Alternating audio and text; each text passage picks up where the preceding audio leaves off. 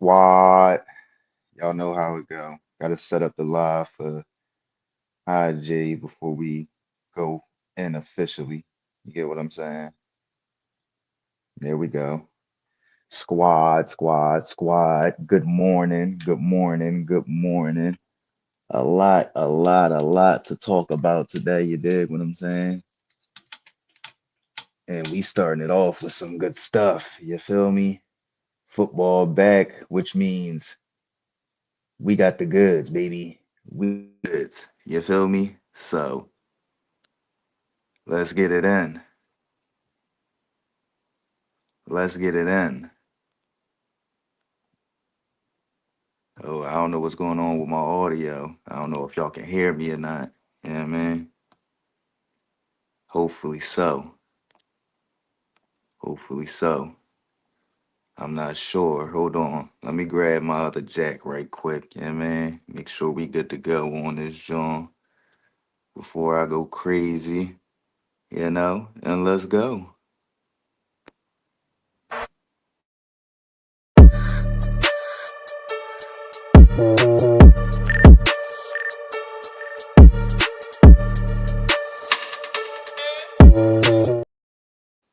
Good morning, squad. MizzyWorld Entertainment is back to present MadMizzy Sports in the AM. New schedule and all that, so I got to come to y'all early AM time. You dig what I'm saying? So that's what I'm here on out.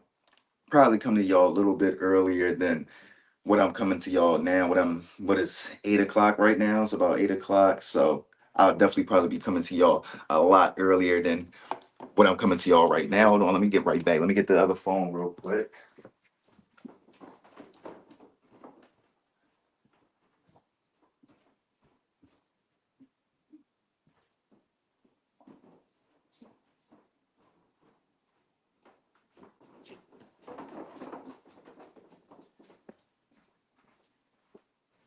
But we starting it off. We got a crazy rundown today, man. We had a lot that was going on yesterday, and we started off with the huge game rivalry continued to go on of Notre Dame, Miami, Catholics versus convicts. You had the convicts at the Catholics for this game, had Notre Dame at Miami, and it didn't. I'm not gonna say it surprised me, but it did surprise me. You get what I'm saying? You had a great game, great game. Came down to the last drive where Notre Dame didn't even get off their last play. I remember just flipping back over to the channel when they talk about, oh, they didn't get the playoff, or they did get the playoff, or they just blowing it dead. I'm just like, that's Notre Dame for you. You feel what I'm saying? Like, and I felt like the turnovers in Miami's favor with Carson Beck gonna go out there, probably press a little bit too much with the new team and try to show he can do this, that, and the third. He went out there, had a clean game. It was the turnovers on Notre Dame's side that really flipped the game. The fumble that happened on, I think it was a kickoff return, and then you had the interception by who's that? CJ Carr. So no relation to any of the other cars, Derek Carr or David Carr. But yeah, he went out there threw an interception, and then they had the turnover on special teams, and that's the difference in a 3-point matchup when you on the road. You get what I'm saying? So great game, but it just seems like the same old Notre Dame. Like y'all got the better team, y'all more talented, and I think y'all had higher expectations, and y'all went in there and y'all lost the game. Y'all gave it away. That's the number one thing whenever you watching winning teams. What's the number one thing Bill Belichick used to say? And no matter what anybody wants to say about the debate of Bill Belichick, Tom Brady ain't do what he doing without Bill Belichick. And Bill, we all know Bill ain't doing what he doing without Tom Brady. But it's because Bill used to say, what is facts, more teams will lose games than they will win them. So don't shoot yourself in the foot. Don't make any mistakes and force the other team to actually make plays to beat you. You get what I'm saying? Don't turn the ball over. Don't give them short fields and don't give up easy big plays. It's that simple. And you'll win a lot of games that way. And if Notre Dame would have done that, they would have won their home opener in Miami versus the U. You feel what I'm saying? But they didn't. They fell just short. Shout out to Carson Beck. Like I said, I came out and I wanted to crucify my guy, make him seem like he was a turnover machine. Went out there, played great ball, 20 for 31, 2 touchdowns, no turnovers, 200 plus passing yards. But yeah, man, it was the turnovers in Notre Dame on Notre Dame side that really shifted or was the difference in the game. But who needs a natty more? Because we had two teams, or we got two prominent teams that been at the forefront of being favored to win the national championship over the past few years, but they haven't won in a long time, a long, long time, and that's Notre Dame and Penn State. For me, I'm gonna say it's Penn State simply because I feel like Penn State was winning more recently than Notre Dame was. Like I feel like Joe Pa and them was more recent than the run that Notre Dame had. Like I feel like Notre Dame run was back in Rudy days. You feel what I'm saying? Back in the fucking 80s out that mug. You feel what I'm saying? So that's the way I feel. So I feel like, and I feel like Penn State has just been a lot closer than Notre Dame. They just got to get over that hump, especially being in the Big Ten, where you just had the past two national champions in Ohio State and Michigan. Penn State, you know what I'm saying? Muscle up. Build a fucking backbone, bro. Make it three straight. And I ain't talking about Ohio State or Michigan running it this year. You feel what I'm saying? Go out there and do your thing. You dig what I'm saying? But yeah, man. You look at that Catholics versus convicts, man, and the convicts came out on top again, as they typically did during the 80s and the height of their little rivalry. You feel what I'm saying? But let's move on because I missed a lot, man. I missed a lot. We was gone while a lot was going on. You feel what I'm saying? And we had some major beefs going on. You feel me? Like, and I don't really like to really tune in on this type of stuff, but I gotta speak on this because if y'all don't know, I'm from Philly. You feel what I'm saying? Where Gilly and Wallow are from, and Gilly is beefing with Cam Newton. And if y'all don't know, football is my number one sport. Like Gilly a basketball player. I love football. You feel what I'm saying? So I got to give my 2 cents on this just because it's too much opinionaires. It's too much from a Phillies perspective, dick eating. You get what I'm saying? And what that means is going out your way to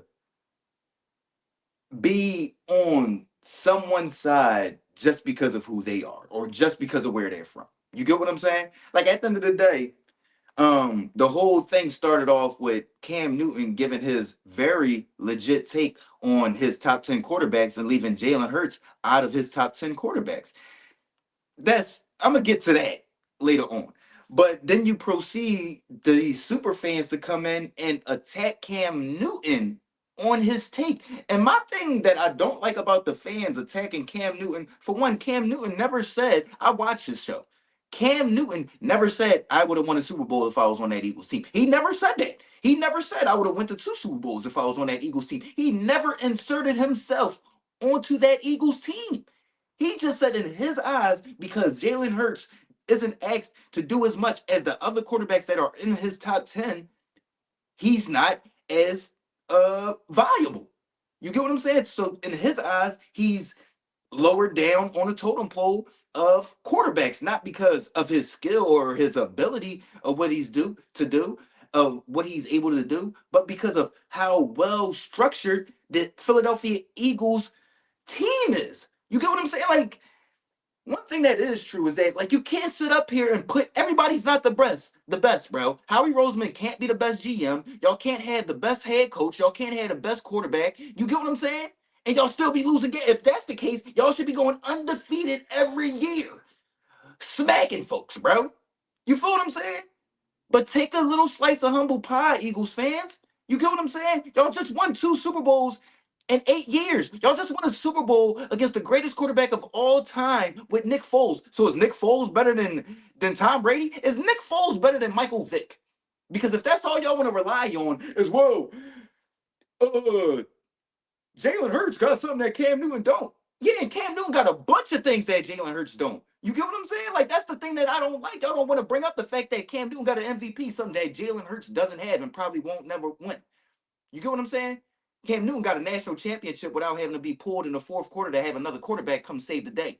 like Jalen Hurts did. And I like Jalen Hurts. But why do y'all have to come and try to diminish other people to uplift somebody else? Just make the debate. You get what I'm saying? Because there's an easy, clear debate that Jalen Hurts is obviously a top 10 quarterback in the league today.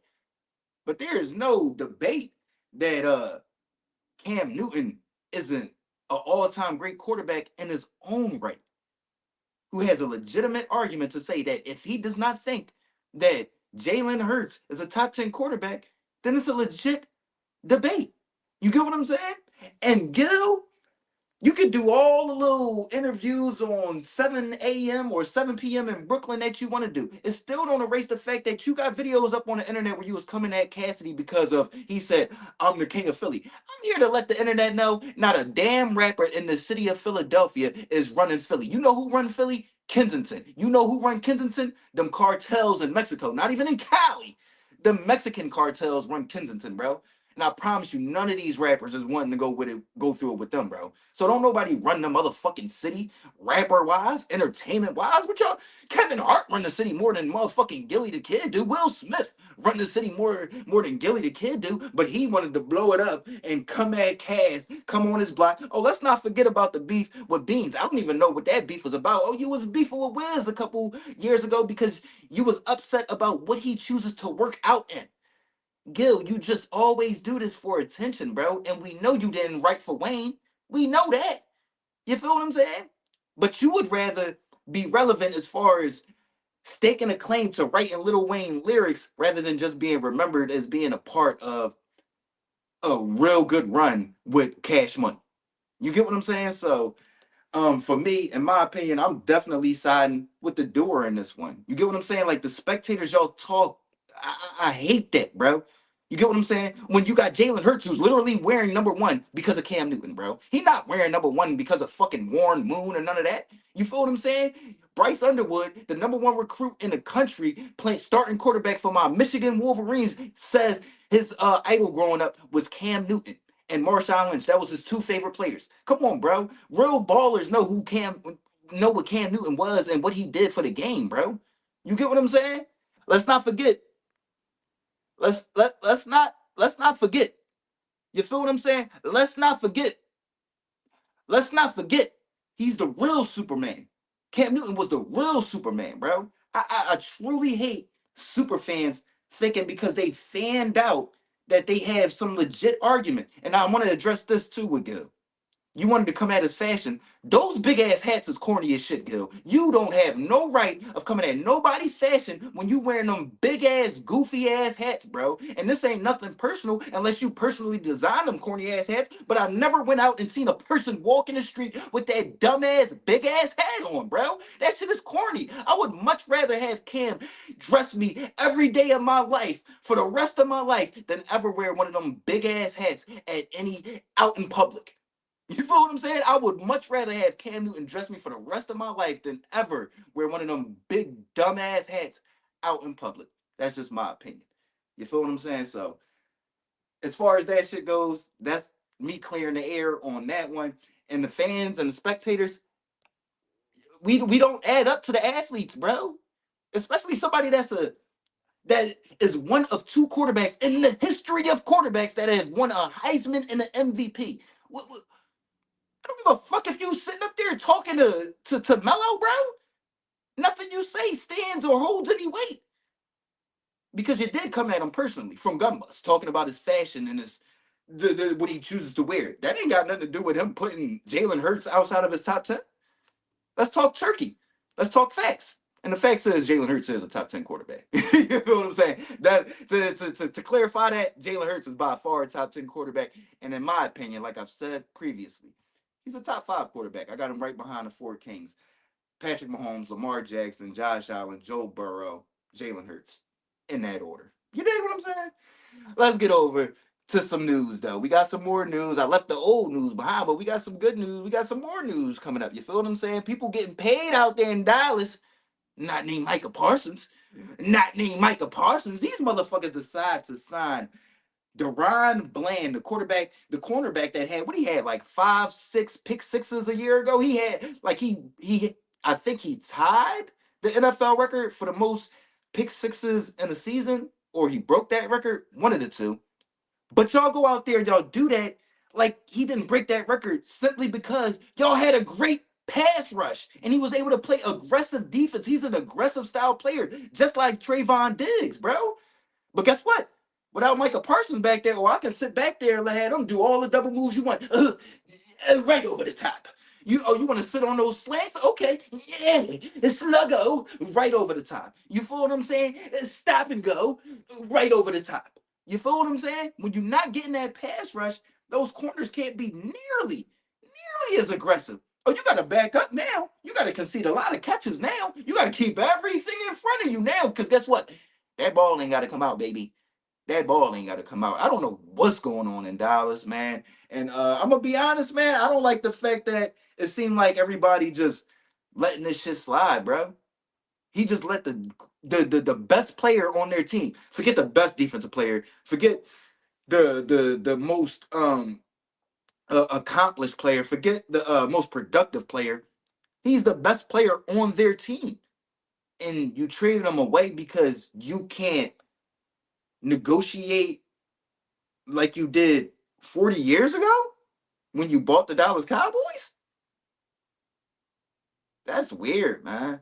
And for Dak to come out and say, well, I'm glad it got resolved and this, that, and the third, they about to be dog shit, bro. You know what I'm saying? I just had the draft. I'm looking at Dak. I'm like, I should. How they gonna be garbage, bro? Yeah, he might put up some numbers, but I guarantee he gonna have a high number of turnovers this year as well in Dak Prescott. He might put up some good numbers. CD Lamb definitely gonna put up some good numbers, but I don't know about George Pickens. You know what I mean? And Dak is definitely gonna have a high number of turnovers this year, man. I just don't get the decisions that they're making. You get what I'm saying? And then it's almost like a slap in the face to Micah to trade him away, but then pay the corner. The corner that we know benefits way more than to Micah Parsons than Micah Parsons benefited to him. And they run defense ain't gonna get better this year. You know what I mean?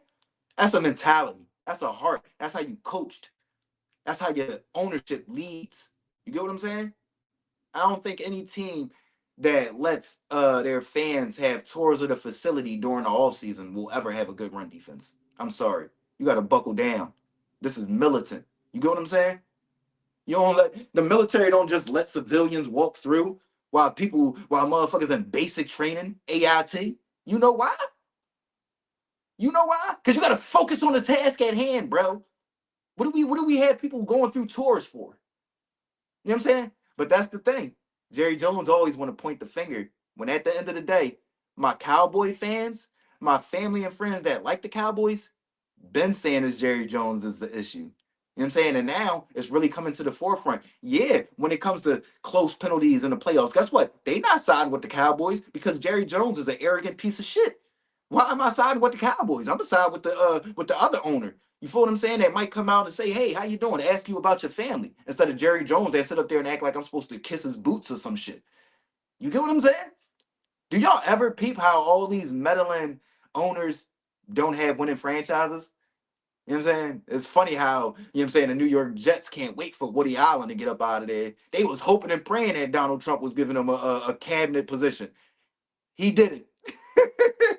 He didn't. You feel what I'm saying? So, uh, Cowboys is a reality TV show. You know what I'm saying? In a world where reality is reality, not this. They like they like Kai and Speed compared to like Kevin Hart. You get what I'm saying? And it's kind of weird what I'm saying, but like as far as like real entertainment versus like manufactured entertainment. You get what I'm saying? I feel like a lot of stuff with the Dallas Cowboys is manufactured. It's not organic. It's not real. You know what I'm saying? So good luck. Good luck to y'all. You feel what I'm saying? Let's get over to my predictions. I gave y'all my divisional winners yesterday, so let me give a little insight into my divisional winners. I'm gonna start off with the West, seeing as yeah, man, y'all know what it is. Bang bang Niner gang, bang bang Niner gang, all day, every day. You feel what I'm saying? Twice on motherfucking Sunday, especially. NFC West. I got the Arizona Cardinals winning it.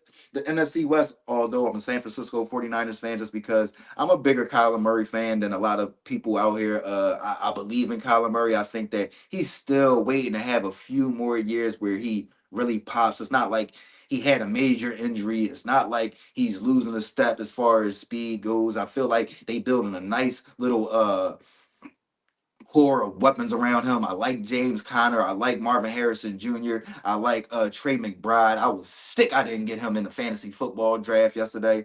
But yeah, I'm high on Kyler Murray and I'm high on a defense with Buda Baker. Then they drafted another defensive back, got Will Johnson the second out of Michigan, who's gonna be a shutdown ball hawking corner for the Arizona Cardinals. I just like them. They young. I'm looking at they schedule outside of they schedule is weak for real, for real. Like I think they got a few tough games outside of the division, and I think the NFC West played the NFC South this year. So outside of that, I really don't see any really tough games. They got a few tough games, but nothing too crazy. And then they returning 10 starters on offense.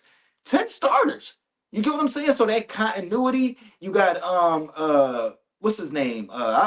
Jonathan Gannon. I think it's Jonathan Gannon, they head coach out there in Arizona, coming back. I think this is third year out there. So yeah, man, like I'm high on the Arizona Cardinals, and I think last year they were close, and Kyler Murray is going to learn. You get what I'm saying? Like I think he's going to be a little bit better offensively this year, a little bit more conscious about taking care of the ball. Don't have them stupid turnovers like he did in that critical game in Seattle last year, and they should be fine, man. I'm just big on Kyler, man. I'm gonna just let y'all know that. You feel what I'm saying? I wish we had Kyler with my Niners, man. I like Kyler over Brock Purdy still to this day. I'm still arguing that. You feel what I'm saying? But yeah, I'm high on the Cardinals. And then as the wild card coming out of the NFC West, I got my San Francisco 49ers because as much as I like to say like our defense is going to be young, we got Christian McCaffrey that's coming back. We got Brandon Ayuk, we expect him to come back after like about week 6 or week 7. So I think we're going to be closer to the offense that we were 2 years ago. And the defense, I'm not really too much concerned about the defense, especially as we get later on in the season. And then you look at our last 5 games, regardless, my Niners are going to be there. So when it comes to the last 5 games, I think it's going to be a push for the playoffs. And you look at it, our last 5 games, we at Cleveland, then we got Tennessee at home. Then we go to Indianapolis. Then we got Chicago at home. Then we got Seattle to finish it off in week 18 for game 17. So for me, I'm looking at those last 5 games. We should at least be going 4-1. You feel what I'm saying? And if we going 4-1 down the stretch of the regular season, unless we have a horrible first half of the season, that should be enough to push us into the playoffs, into the wild cards, and maybe into a divisional title. You dig what I'm saying? So for me, I'm looking at that being a close race, but I do think the Arizona Cardinals will probably end up winning the NFC West just because I think they're gonna come out a little bit faster, a little bit stronger than my Niners. I think we're gonna finish a little bit stronger, but it might not be enough to win a division.